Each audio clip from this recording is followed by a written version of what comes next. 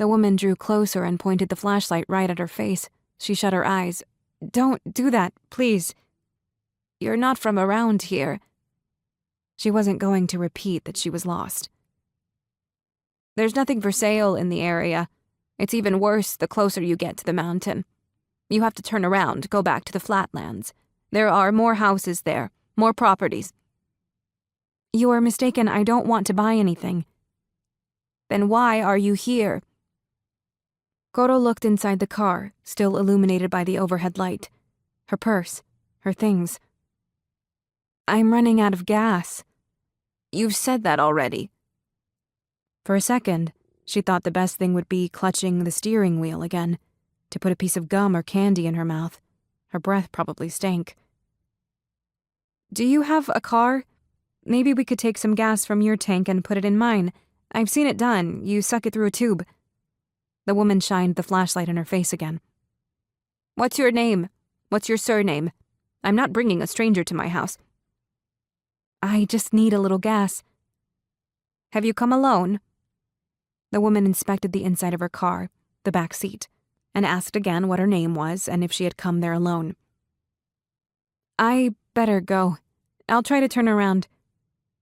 "I think it's reasonable to want to know the name of the person who has just plunked herself down on my doorstep at this time of night." "It wasn't intentional, I'm telling you." She got into the car. The flashlight was right back in her eyes again. "Come on, come with me. We're going to try this tube thing. We have 2 cars down below." The woman said to follow her. "I don't want to bother anyone." The woman would go on foot and Coro would follow, behind the wheel. That's what she proposed. "It's downhill, it's fine."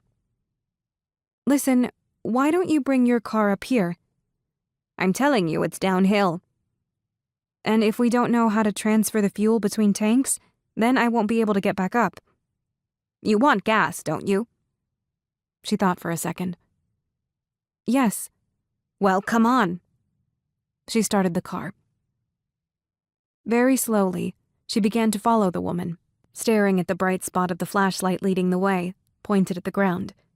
Down a dirt lane toward a house that emerged on the left after several minutes, and which appeared covered in the leaves or branches of several trees. Facing a potholed slope and enveloped in a darkness she wouldn't know how to get out of. The woman motioned for her to go even slower. "Are you hungry?" she asked, coming over to the window. "I just need a little gas. You wouldn't have a can, would you?" "You're going to have to get out of there." At that point in the night, she was exhausted. She only just realized she had been breathing through her mouth for some time. Waving her arms, the woman indicated where she should park, under a tree where there were 2 other cars. Coro sighed and tried to calm herself. That woman was going to lend her a hand. She really was going to help her.